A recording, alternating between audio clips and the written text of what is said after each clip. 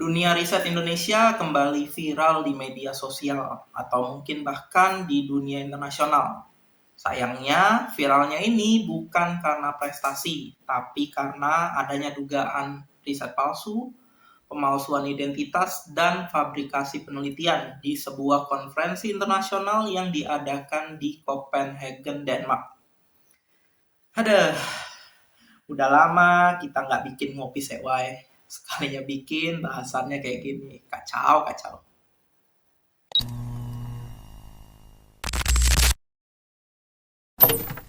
Yo, selamat datang di Ngopi Sewai. Jadi untuk memulai bahasannya, kita perdalam dulu cerita kasusnya ya. Jadi kasusnya ini tuh viral setelah Ida Bagus Mandara Brasika, seorang dosen sekaligus peneliti dari Universitas Udayana Indonesia, mengunggah tweet yang membahas dugaan pemalsuan terorganisir oleh peserta asal Indonesia di event International Symposium on Pneumococci and Pneumococcal Disease atau yang gampangnya disingkat ISPPD 2026.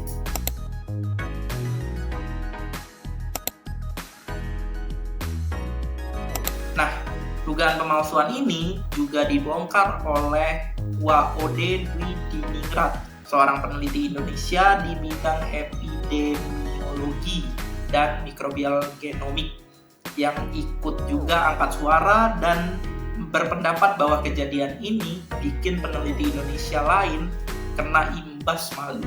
Nah, dari namanya aja harusnya ya, event ini adalah sebuah konferensi internasional yang kelasnya itu bukan kayak seminar motivasi yang biasanya diadakan di hotel bintang 3, yang biasanya pembicaranya itu mengglorifikasi tips and trik sukses di usia muda, padahal dianya anak orang kaya, atau kaya dari kripto, padahal jualan kelas, dan sebagainya lah.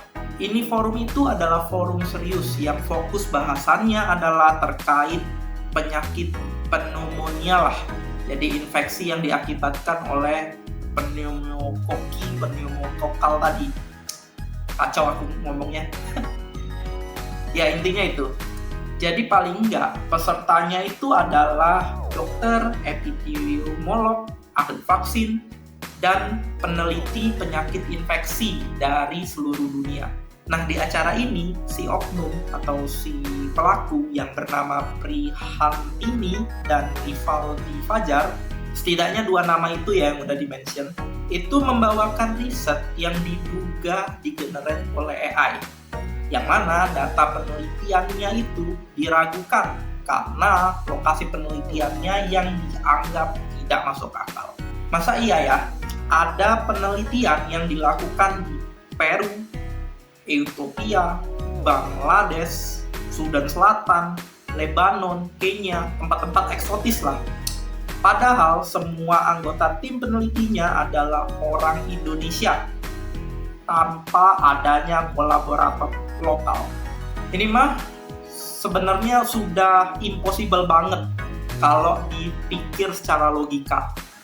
Karena pasti hambatan dari penelitian ini adalah masalah akses data. Entah itu data yang diperoleh dari rumah sakit, pasien, ataupun laboratorium terkait ya. Ini belum lagi perkara ethical clearance dan izin dari pemerintah lokal. Jadi mustahil banget nih mereka tiba-tiba muncul bawa data dari, bisa kita katakan hampir setengah planet bumi ya, tanpa jejak kolaborasi yang jelas. Kecuali datanya itu data publik atau data bocor yang dijual di black market. Tapi rasanya bukan ya. Yang gongnya dari kasus ini tuh adalah ini tuh diduga bukan kali pertama si pelaku-pelaku ini melakukan hal tersebut ya, melakukan fabrikasi data tersebut. Mana lagi kedua pelaku tadi disinyalir mencatut sejumlah nama kampus besar yang ada di Indonesia. Mana institusi afiliatnya pun bodong, yang setelah ditelusuri nggak jelas gitu. Dan diduga oknum yang bernama Prihantini ini tampil berkali-kali di beberapa poster berbeda menggunakan identitas author yang berbeda-beda pula. Jadi dia ini cuman ganti-ganti name tag sama style jilbab ataupun pakaian supaya kelihatan kayak orang yang beda. Sebenarnya dia ini mah cosplayer ya, jadi bukan peneliti. Mana lagi ya, posternya tuh anomali. Apa ya, posternya tuh ukurannya A4, cuman ukuran HVS doang. Mana pas ditanya soal penelitiannya, jawabnya ngah-ngo. Jadi dia nggak bisa jelasin gitu soal penelitiannya sendiri. Kacau lah pokoknya. Tapi nih ya, kan jadi pertanyaan nih, kok bisa abstraknya ini lolos ke konferensi yang kelasnya internasional ini? Kan biasanya tuh seleksinya tuh ketat banget ya. Ini apakah panitianya kecolongan atau tulisan yang mereka generate pakai AI ini terlihat begitu meyakinkan? Legit lah. Tapi kalau yang kasus yang kedua ini pecah sih. Ngeri banget sih AI itu emang berarti udah.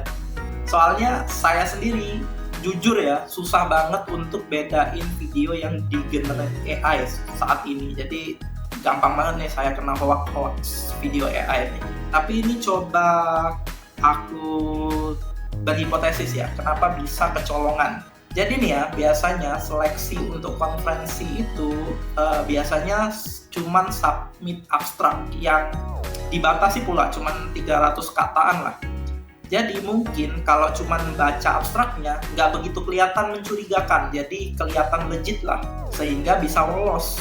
Mana lagi kan yang submit itu mungkin ada ribuan gitu, sedangkan yang di-okein atau yang dilolosin itu paling ratusan lah. Jadi peluang lolosnya itu makin bertambah, karena kan yang nyeleksi itu biasanya manusia ya. Ya namanya manusia, tempatnya salah dan dosa boy. Jujur, kasus ini belum diinvestigasi ya, paling nggak sampai video ini dibuat. Motifnya juga belum diketahui, tapi disinyalir untuk dapetin travel grant atau kejar CV akademik dan prestis. Secara di Indonesia kan aturannya emang didesain untuk banyak-banyakan publikasi. Gak peduli mutunya gimana.